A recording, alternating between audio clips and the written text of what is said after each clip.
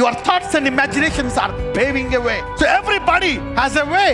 మీ మార్గములన్నీ సరళమయ్యి సంతోషకరముగా, ఆనందకరముగా, ఆరోగ్యకరముగా, ఆశీర్వాదకరంగా మారునుగాక. అందరూ చెప్పండి, ఈ మార్గానికి నా తలంపులు, నా ఆలోచనలు, నా మనస్సు స్థిరముగా ఉండడానికి నేను నా దినాల వాట్లు చేసుకోవాలా. It's a law of imagination, law of mind. So these are the keys. Yehoshua 1:9. నేను నీకాజ్ఞ ఇచ్చి ఉన్నాను గదా, నిబ్బరము కలిగి ధైర్యముగా నుండుము, దిగులు పడకుము, జడియకుము. నీవు నడుచు మార్గం అంతటిలో నీ దేవుడైన యెహోవా నీకు తోడయ్యుండును. అందరూ చెప్పండి, ధైర్యముగా నుండుము, దిగులు పడకము, జడియకుము. ఈ గంట ధైర్యం వస్తుంది, తర్వాత గంట మళ్ళా ఎవడన్నా ధమ్కిస్తే అయిపోయిందే. ఎందుకు ధైర్యంగా ఉండమంటున్నాడు? ఎందుకు? ముందుకు దేవుడు చెప్తున్నాడు మోషేతో, వాళ్ళతో భయపడక భయపడక భయపడక భయపడక. వై? అందరూ చెప్పండి, భయం వల్ల వచ్చే నష్టం ఏంటి అనండి. Let us see a verse. యోబు గ్రంథం 3:25, Job 3:25. Now you will understand the creation. ఏది వచ్చునని నేను బహుగా భయపడితినో. ఏది వచ్చునని బహుగా భయపడుతును అంటే ఏమనుకుంటున్నాడు? ఏమో నా ఆస్తంతా పోతుందేమో, నా ఒళ్ళంతా అనారోగ్యం అయిపోతుందేమో, ఇలా జరిగితే ఎన్ని తలంపులు, భయపడిపోతున్నాడంట. భయం భయం అంటే ఒకప్పుడు యోబు తన ప్రాంతంలో ఎవరు గొప్పోడు, సమాజం అంతా గౌరవించేదంట, అంతా చక్కగా ఉండేదంట యోబుకి. ఎవ్రీథింగ్ ఫైన్, వేల గొర్రెలు. ఆ తూర్పులో అతని కంటే ధనవంతుడు, అతని పిల్లల కంటే సౌందర్యవంతులు లేదు. కానీ అతన్ని ఒకటి వేధించింది. ఏంటిది? భయం. అంటే ఏంటి? తలంపులు, mind set, his thought, imagination, ఊహ. His imagination was under attack. అది మొదటి సంవత్సరం. రెండో సంవత్సరం ఇక దేవుణ్ణి ప్రార్థిస్తున్నాడేమో. అందుకే అంటాడు అక్కడ, యోబు పొద్దున్న లేచి బలిస్తున్నాడు అంటే. ఎందుకు? ఒకవేళ తన పిల్లలు ఏమైనా దేవుణ్ణి శపించారేమో. So Job was worshipping in a fear based, law based mind set than a grace based, faith based mind set. యోబు భయముతోటి యోబు బలిస్తున్నాడు. ఆ భయం పెరిగిపోతా వచ్చింది. తను ధనికుడే, గౌరవం ఉంది, కానీ లోపలేముంది? భయం.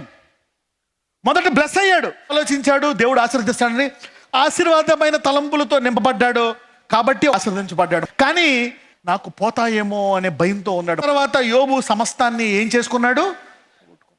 చదవండి ఇప్పుడు చూద్దాం. ఏది వచ్చునని నేను ఎలా భయపడ్డాడంట? భయం బాగా పెరిగిపోయి బహుగా భయపడిపోతున్నాడంట. మనిషి తలంపులకి సృష్టికి కనెక్షన్ ఉందా లేదా? దీన్ని ఎవరు చేశారు ఇలాగా? అందరూ చెప్పండి, నా దేవుడు అనండి. ఈరోజు పరిశుద్ధాత్ముడు ఈ వాక్యము ద్వారా ఆ భయ తలంపులను విరగ్గొట్టి ఆశీర్వాద తలంపుల ద్వారా నీ మనస్సును మార్చును గాక. అందుకే అంటాము, మారు మనస్సు. So the law is changing. You are entering into God's law of a changed mindset. The thing that I greatly feared is come upon me, and that which I was afraid of is come unto me. ఏది వచ్చినని నేను బహుగా భయపడుతున్నో అదే నాకు సంభవించి ఉన్నది. నాకు భీతి పుట్టించినదే నా మీదకి వచ్చుచున్నది. అంటే నీ తలంపుల్లో ఏముందో అదే వస్తుంది. ఈరోజు నువ్వు దరిద్రములు, అనారోగ్యములు ఉన్నావా? ఈరోజు నీ తలంపులు మారుతున్నాయా? రేపు ఆ తలంపులు తగినట్లు నీ శరీరము, నీ వాతావరణం మారిపోతుంది. Today God is breaking every demonic evil patterns in Jesus mighty name. Every pattern is being broken. You see that now? This is a law. This is a system. You can't violate it. You can't pray against it. దీన్ని మార్చేయగలవా? No. ఈ రోజు వాక్యం విన్న వారిలో ఎప్పుడు మళ్ళా మీ దుస్థితిలో మీరు ఉండరు. You will never be back in the situation, in your situation. ఇప్పుడు చెప్పండి, బయట ఉండేది ముఖ్యమా, లోపల ఉండేది ముఖ్యమా? The law of mind, the law of imagination. Even though you are a fearful man, prophesy faith and it will alter everything. యెహోషువ 2:24. మరియు వారు ఆ దేశమంతయు యెహోవా మన చేతికి అప్పగించుచున్నాడు, మన భయము చేత ఆ దేశ నివాసులందరికీ ధైర్యము చెడియున్నదని యెహోషువతో ననిరి. అంటే ఏ దేశమైతే మమ్మల్ని చంపేస్తుంది, ఇబ్బంది పడుతుందని భయపడ్డారో, ఎప్పుడైతే వీళ్ళు వాక్యంలో, ప్రార్థనలో ఎదిగి లోపల తలంపులు మారిపోయాయో, ఆ దేవుడు విజయం ఇస్తాడు, నా దేవుడు కాపాడతాడు, బయట పరిస్థితి దాన్ని ఏం చేయలేదు అనేటువంటి వాతావరణంలోకి వీళ్ళు లోపల వెళ్ళిపోయారో, ఏ దేశమైతే వీళ్ళు చంపేద్దామని వీళ్ళు భయపడ్డారు, ఇప్పుడు అదే దేశం భయపడుతుందండి. ఏ దేశం చంపేస్తుంది అనుకుంటావో, నీ తలం మారితే అది చంపైతే దేశం నీ విషయమై ఏమవుతుంది? దేశం అంతా భయపడుతుందంట. The whole nation is fearing because of one man, Joshua. So the outside atmosphere will be changed according to what you are thinking. Somebody is being blessed today. Your mindset is influencing the outside nations. How powerful are you? The law of mind. యెహోషువ 3:17, జాషువా 3:17. జనులు యెరికో ఎదుటను దాటగా యెహోవా నిబంధన మందసమును మోయు యాజకులు యోర్దాను మధ్య ఆరిన నేలను స్థిరముగా నిలిచిరి. జనులందరూ యోర్దానును దాటుట తుదముట్టు వరకు ఇశ్రాయేలీయులందరూ ఆరిన నేల మీద దాటుచూ వచ్చిరి. అందరికీ అది సముద్రము.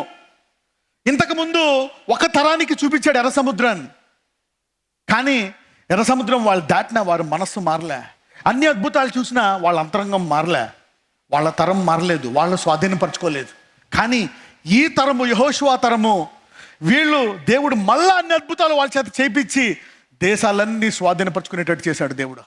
బయట ఎన్ని జరిగినా లోపల మారలే. అందుకనే 40 సంవత్సరాల తర్వాత ఎవరు వెళ్ళలేదు.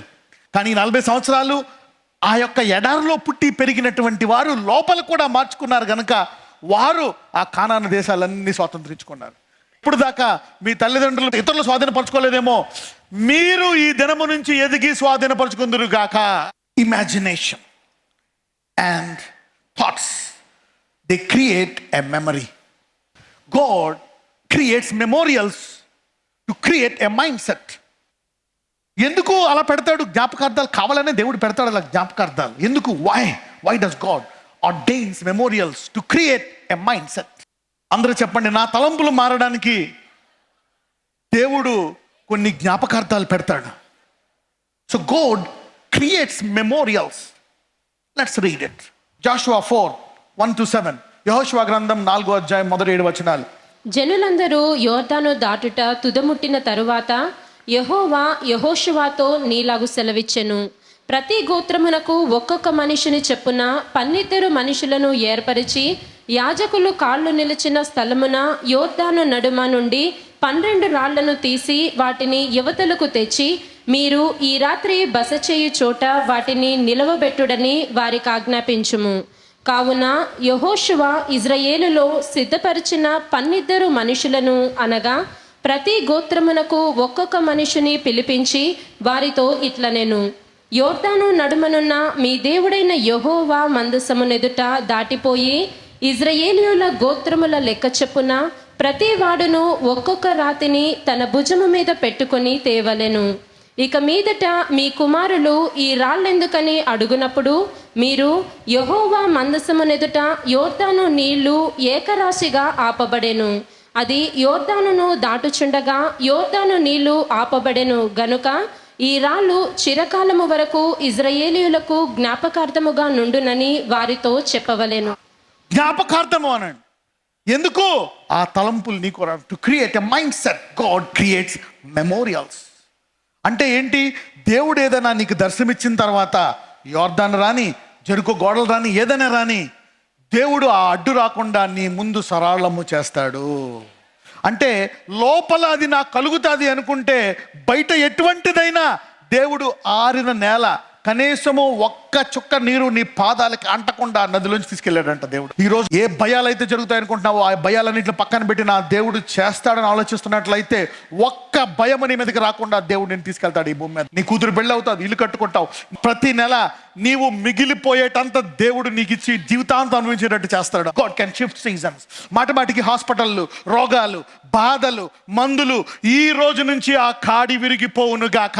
ఎప్పుడు ఏం జరుగుతుందో తెలియదు. ఫియర్ ఆఫ్ సిక్నెస్, పెయిన్, ఏం జరుగుతుందా? భయం భయం భయం భయం. ఈ రోజు వాటి నుండి యెహోవా మీ ముందు పోయి పూర్తిగా మిమ్మల్ని విడిపించును గాక అంటున్నాడు. అరే ఈ రాళ్ళు పెట్టండి, ఆ పిల్లలు చూడాలి. బయట వాతావరణం ఎంత ఘోరమైందైనా పెద్దదైనా నీకు అనుకూలంగా మార్చగల సామర్థ్యుడు అని తెలుసుకొని నువ్వు వెళ్తావని ఒక మనస్సును నీకు ఇవ్వడానికి దేవుడు అవి చేశాడు. God is creating a memorial to generate a mindset in you. బయట వాళ్ళు నన్ను ఏం చేసేస్తారు, ఏమైపోతావని భయపడుతున్నావా? కానీ దేవుడు దాన్ని మార్చడానికి ఎలా సిద్ధంగా చూడండి. దాన్ని చంపేస్తారు అని 40 సంవత్సరాలు పాలిపోయిన మోషేని 40 సంవత్సరాలు ఒక్క మనిషి కూడా నిలవకుండా చేశాడు. 80 సంవత్సరాలు అప్పుడు పిలిచాడు.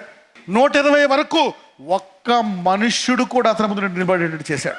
ప్రతిరోజు ఆరోగ్యాన్ని ఇచ్చాడు.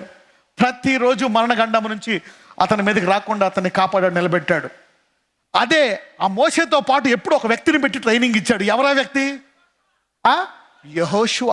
కొండ మీదకి వెళ్ళినప్పుడు మోషే ఒక్కడే అనుకుంటే మోషేతో పాటు ఎవరు ఉన్నారు? Yehoshua. So what is God creating? దేవుడు ఏం చేస్తున్నాడు? Is creating Joshua a mind set. ఏం చేస్తున్నాడు? యెహోషువకి ఒక మనస్సునిస్తున్నాడు. ఎంతమందికి పాత మనసు పోయి ఒక నూతనమైన మనస్సు వస్తుంది నీకు ఈరోజు? You see that you getting a new mind set. Let's read this. Joshua 4:14. Yehoshua గ్రంథం 4:14. ఆ దినమున యెహోవా ఇశ్రాయేలీయులందరి ఎదుట యెహోషువను గొప్ప చేసెను గనుక వారు మోషేను గౌరవపరిచినట్లు అతని బ్రతుకు దినములన్నిటను అతని గౌరవపరి. అంటే మోషేకి వచ్చినటువంటి మనస్సు దేవుడు ఎవరికి ఇచ్చాడు? యెహోషువకి ఇచ్చాడు. So the whole world respected Moses and the whole world respected Joshua. God created a mind set. జీవితాంతం నీ కుటుంబం అంతా ఆశీర్వాదాలతో ఉండేటట్టు దేవుడు నీకు నూతన మనస్సు ఈరోజు ఇచ్చునుగాక. God give you a mindset. No matter what is in the world, God can give you that mindset. రోమీయులు 12:2. Romans 12:2. మీరు ఈ లోక మర్యాదను అనుసరింపక ఉత్తమమును అనుకూలమును సంపూర్ణమునయున్న దేవుని చిత్తమేదో పరీక్షించి తెలుసుకొనున్నట్లు మీ మనస్సు మారి నూతన మగుట వలన రూపాంతరము పొందుడు.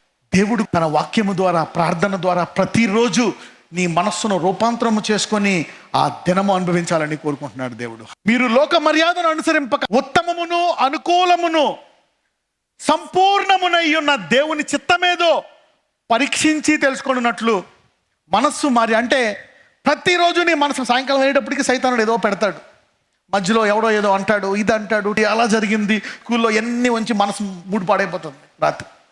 రాత్రి వాక్యం చదువుకొని పడుకుంటావు, మళ్ళా తీసి వాక్యం చదువుకుంటావు పొద్దున్నంతా. Somebody will command your day every day from today. అందరూ చెప్పండి, నా దినాన్ని నేనే ఆజ్ఞాపించుకుంటా. Command your day. ఈ సముద్రం వెళ్ళలేను, command it. Somebody is commanding their future every day in Jesus mighty name.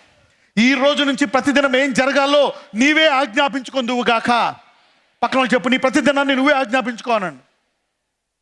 Command your day, command your week, command your month, command your year by having a renewed mindset. దావీదు అంటాడు, నా బతుకు దినములన్నీ ఏంటంట? కృపాక్షం. He commanded his future. అందరూ చెప్పండి, నా ప్రతి దినము ఆశీర్వాదము, నా జీవిత కాలమంతా స్వస్థత, సమాధానము, సమృద్ధి, సంతోషము.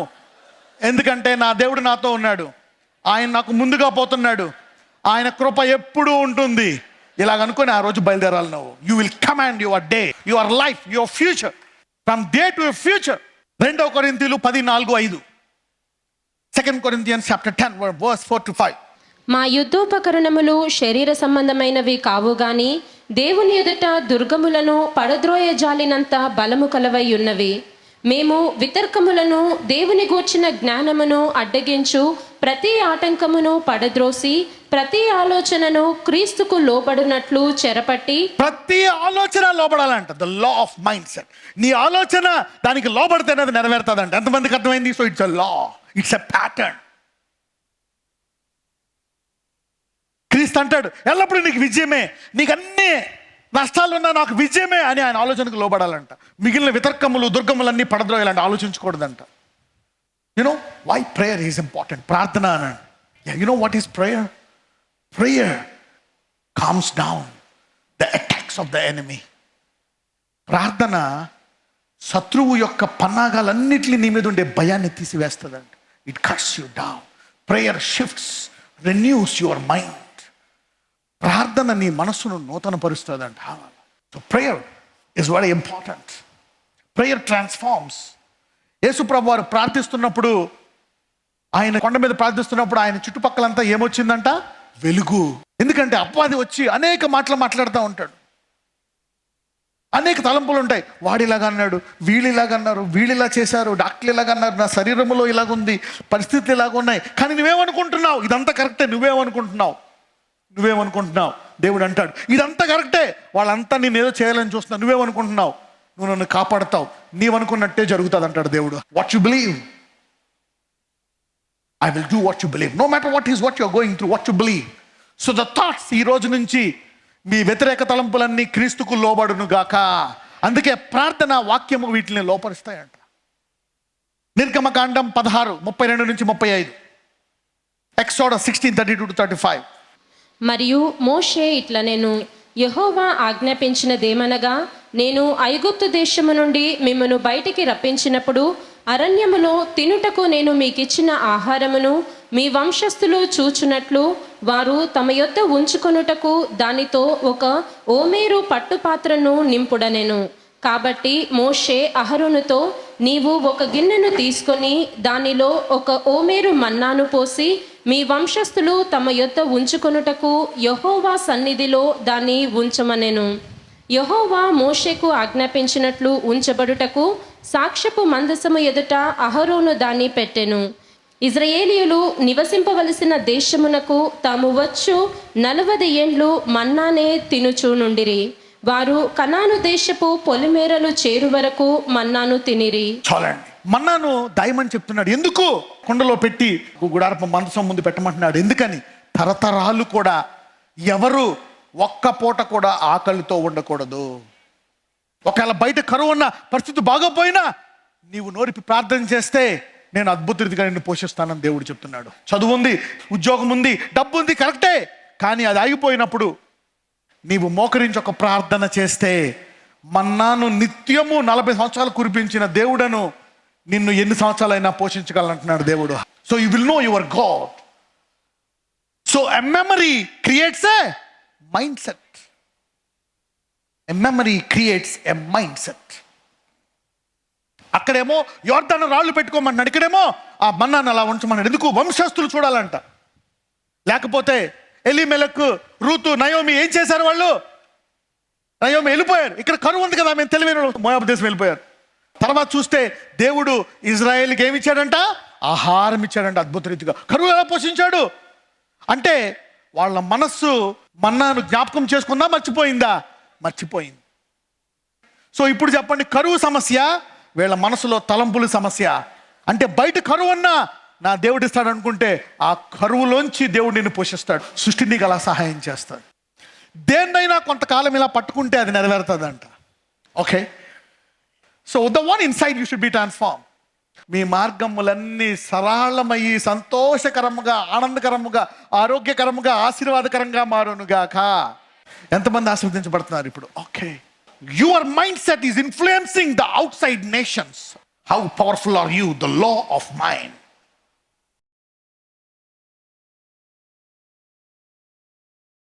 లార్డ్, ఏ సైతానుడైతే వారిలో భయాన్ని పుట్టించాడో, ఓడిపోతాను, నేను అలసిపోయాను, నేను విజయం పొందలేను, నేను ఐశ్వర్యవంతుని అవ్వలేను, నేను నా బలహీనతలను జయించలేను, నా అప్పులు తీర్చుకోలేను, నా కుటుంబాన్ని పోషించుకోలేను, నజరేయుడైన యేసు నామమున అది విరిగిపోవును గాక.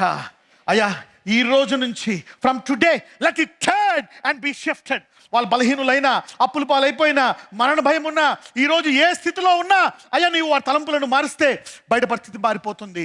The imagination will change. Lord, bless their minds today. I release a blessing. I break every demonic patterns. ఏ సైతానుడైతే వాళ్ళు భయాలను పెట్టాడో, ఇబ్బందులను పెట్టాడో, బానిసత్వం గల మనస్తత్వాన్ని పెట్టాడో, Lord Jesus I break it. అయ్యా, యెహోషువ లాగా ఆశీర్వదింపబడి విజయాన్ని పొందుకోవడమే. Let there be a shift in their mindset today. Let the law of mind proceed forth and be shifted in Jesus' mighty name. Amen.